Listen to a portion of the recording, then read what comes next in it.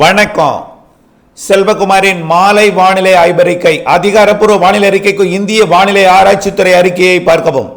2024 December 29 ஞாயிற்றுக்கிழமை மாலை நிலவர ஆய்வறிக்கை.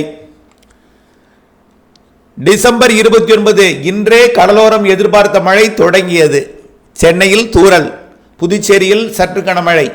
டெல்டா மாவட்டங்களிலே கடலோர பகுதிகளில் குறிப்பாக தகட்டூர், வேதாரண்யம் உள்ளிட்ட பகுதிகளெல்லாம் மிதமானது முதல் சற்று கனமழை.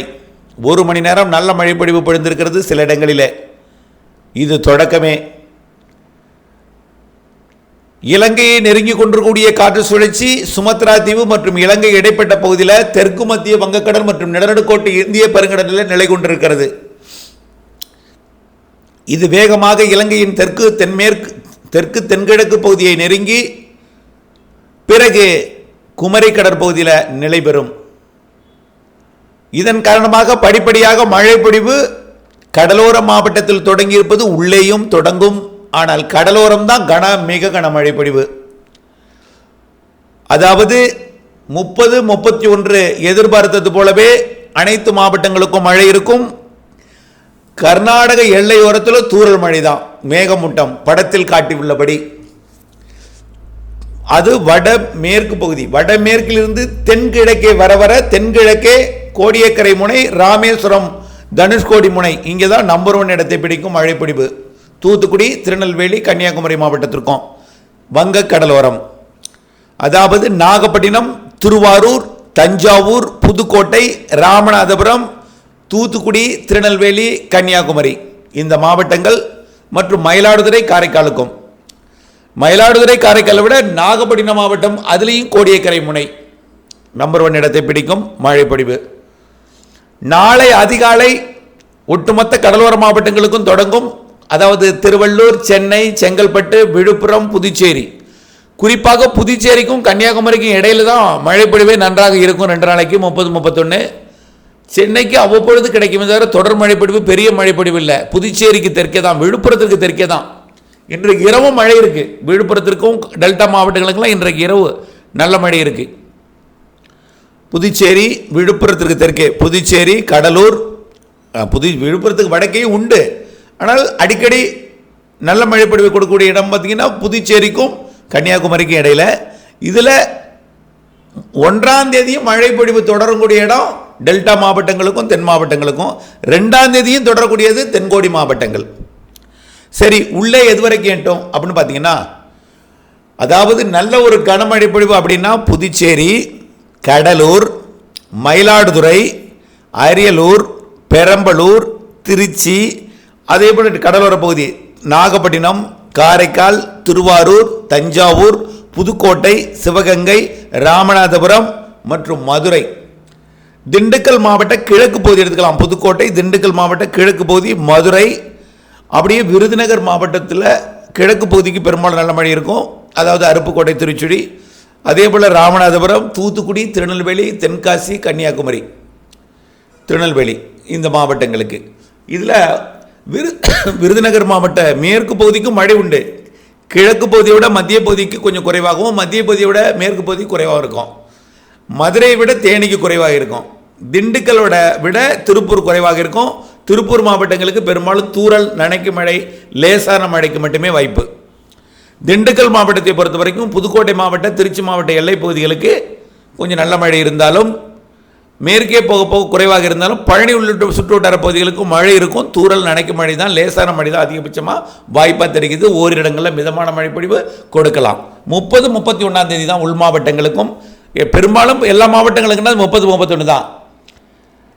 ஈரோடுக்கும் மழை உண்டு, கோயம்புத்தூருக்கு உண்டான தூறல் தான் இருக்கும். அங்கே எல்லாம் நீலகிரிக்கும் கிருஷ்ணகிரிக்கும் ரொம்ப குறைவாக லேசான தூறல், நனைக்க மழைகள் தான் வாய்ப்பு தெரியுது. ஆனால் ஆங்காங்கே இருக்கும். திருப்பத்தூர் மற்றும் வேலூருக்கும் உண்டு. ஆனால் தூறல், லேசான மழை தான் தெரியுது. அதாவது கர்நாடக, ஆந்திர எல்லையோரத்தை விட உள் மாவட்டங்களுக்கு கொஞ்சம் கூடுதலாக இருக்கும், மிதமான மழையாக இருக்கும். கேரள எல்லையோரத்தில் வடக்கு, அதாவது நீலகிரியை விட கோயம்புத்தூருக்கு கொஞ்சம் லேசான மழையாக இருக்கும். திருப்பூர் மாவட்டத்திற்கு மிதமான அல்லது லேசான மழையாக இருக்கும். திண்டுக்கல் மாவட்ட கிழக்கு பகுதிக்கு கொஞ்சம் சற்று கனமழையாக இருக்கலாம். ஆனால் மேற்கு பகுதிக்கு மிதமான அல்லது லேசான மழை தான் இருக்கும். புதுக்கோட்டை மாவட்ட கிழக்கு பகுதியை விட மேற்கு பகுதி குறைவாக இருந்தாலும் மேற்கு பகுதிக்கும் மிதமான மழைப்பொழிவு இருக்கும். திருச்சி மாவட்டத்துக்கே மிதமான மழை தெரியுது, பெரம்பலூருக்கே மிதமான மழை, நாமக்கலோட கிழக்கு பகுதிக்கு மிதமான மழை தெரியுது, மத்திய பகுதிக்கு லேசான மழை, நாமக்கலோட காவிரி கரையோர பகுதிக்கு தூறல் நனைக்கும் மழை, சேலம் மாவட்ட கிழக்கு பகுதிக்கு மிதமான மழை தெரியுது, சேலம் மாவட்ட மத்திய பகுதிக்கு லேசான மழை, மேட்டூர் உள்ளிட்ட பகுதிகளுக்கு நனைக்கும் மழை லேசான மழை பொழிவு தெரியுது. தருமபுரிக்கும் நனைக்கும் மழை லேசான மழை தான், கிருஷ்ணகிரிக்கு தூறல் மழை லேசான மழை, அவ்வளோதான் தெரியுது. அதுவும் 30-31 மட்டும்தான். 1ஆம் தேதி டெல்டா மாவட்டங்களுக்கு தொடரும், 2ஆம் தேதி தென்கோடியும் தொடரும். அப்போ டெல்டா மாவட்டங்களுக்கு 29, 30, 31 1ஆம் தேதி டெல்டாவிற்கு. ஏற்கனவே 29ஆம் தேதி கடலோரம் பெய்து விட்டது. நம்ம கடலோரம் தான் இன்றைக்கி எதிர்பார்த்தோம். உள்ளே நாளை அதிகாலையிலிருந்து நள்ளிரவுக்கு பிறகு உள்ளே டெல்டாவின் உள்ளே மன்னார்குடியில் தூறல் காணப்படுகிறது. அதே போல் கூத்தாநல்லூர் உள்ளிட்ட பகுதிகளுக்கும் லேசான மழைப்பொழிவு கொடுக்க தொடங்கி இருக்கிறது இந்த மாலையில். இந்த மழை நள்ளிரவுக்கு பிறகு நாளை அதிகாலை கொஞ்சம் டெல்டாவில் நல்ல மழைப்பொழிவு கொடுக்கும். படிப்படியாக அனைத்து கடலோர மாவட்டங்களுக்கும் தென் மாவட்டங்களுக்கும் நாளை மறுநாள் மழைப்பொழிவை கொடுக்கும். 1ஆம் தேதி புத்தாண்டு தொடக்கம் பொழுது விடியும் பொழுது டெல்டா மாவட்டங்களுக்கும் தென் மாவட்டங்களுக்கும் மழை இருக்கும். 2ஆம் தேதி தென்கோடி மாவட்டத்துக்கு இருக்கும். டெல்டா மாவட்டங்களுக்கும் 1ஆம் தேதி மதியம் வரைக்கும் தான். 1ஆம் தேதி மாலையிலிருந்து டெல்டா மழை விடைபெறும். 2ஆம் தேதி வரை தென்கோடி மாவட்டங்களில் தூத்துக்குடி, திருநெல்வேலி, கன்னியாகுமரி, தென்காசி மாவட்டத்தில் இருக்கும். ராமநாதபுரத்துக்கு தெற்கே மழை இருக்கும் 2ஆம் தேதியும். புரிந்திருக்கும்னு நினைக்கிறேன். சென்னையை பொறுத்த வரைக்கும் அவ்வப்பொழுது லேசான மிதமான மழை இருக்கும், அவ்வளவுதான். புதுச்சேரிக்கு தெற்கே தான் நல்ல மழை இருக்கும். விழுப்புரத்துக்கு தெற்கே எடுத்துக்கலாம். செங்கல்பட்டு, திருவள்ளூர், சென்னைக்கு லேசான மழை அவ்வப்பொழுது இருக்கும். மிதமான மழை பெய்யலாம், ஆனால் பெருமழை வாய்ப்பில்லை, பாதிக்கும் மழையெல்லாம் இல்லை. சரி, இதை கேட்டுக்கொண்டிருப்பவர்களுக்கு ஏரி குளங்களை நிரப்பாமல் போகிவிடுமோ அப்படிங்கிறதா? நிச்சயமாக நிரப்பாது தான். இது நல்ல மழை, அதாவது மிக கனமழை பிடிப்புனா அது நாகப்பட்டினம் மாவட்டம் வேதாரண்யம் பகுதிக்கும், ராமநாதபுரம் மாவட்டம் ராமேஸ்வரம் பகுதிக்கும், தூத்துக்குடி மாவட்ட கடலோர பகுதிகளுக்கும், திருநெல்வேலி மாவட்ட ராதாபுரம் பகுதிக்கும், அதே போல் கன்னியாகுமரி மாவட்டத்தோட நாகர்கோவில், கன்னியாகுமரி அந்த மாதிரி கிழக்கு பகுதிக்கும், வங்கக்கடலோர பகுதிகளுக்கு மட்டும்தான். புதுக்கோட்டை மாவட்டத்திற்கும் நல்ல மழை பொழிவு இருக்கும். கடலோர பகுதிகளுக்கு, டெல்டா மாவட்டங்களுக்கு பெரும்பாலும் முத்துப்பேட்டை, திருத்துறைப்பூண்டி, திருவாரூர் மாவட்ட பகுதிகள் மற்றும் தஞ்சாவூர் மாவட்ட பேராவூரணி மற்றும் அதிராமப்பட்டினம், தம்பிக்கோட்டை, பட்டுக்கோட்டை பகுதிகளுக்கும் ஒரத்தநாட்டுக்கு தெற்கு நல்ல மழை இருக்கும். நாகப்பட்டினம் மாவட்டத்திற்கு கொஞ்சம் பரவலாகவே நல்ல மழை இருக்கும். அதிலே நம்பர் 1 வேதாரண்யம். அரியலூர், பெரம்பலூருக்கும் மழை உண்டு. எல்லா மாவட்டத்துக்கும் சொல்லிட்டேங்க, நீங்கள் புரிஞ்சுக்க வேண்டியதான். தமிழ்நாட்டின் வடமேற்கு பகுதியில் ரொம்ப குறைவாக இருக்கும், தென்கிழக்கு பகுதியில் நம்பர் 1 இடத்தை பிடிக்கும். ஏன்னா இலங்கையில் இருக்கக்கூடிய நிகழ்வு தான் நமக்கு ஏறி மழைப்பொழிவை கொடுக்க போகுது. நம்ம ஊர் வழியாக எதுவும் கரை கடந்து போகலை, தமிழ்நாட்டுக்குள்ளே எதுவும் நுழையலை. குமரிக்கடலுக்கு போக போகிற நிகழ்வு காற்றை குவிக்கிறது, அவ்வளவுதான். ஆனால் இந்திய வானிலை ஆய்வு நிறுவனம் அந்த காற்று சுழற்சி இன்னும் எந்தவித, அதாவது அவருடைய மொத்த அனாலிசிஸ் எதுவுமே காட்டப்படவில்லை இந்த காற்று சுழற்சியானா. ஆனால் நிகழ்வானது நெருங்கி வருகிறது, இலங்கையை நெருக்கமாக குமரிக்கடலில் அடைய போகிறது.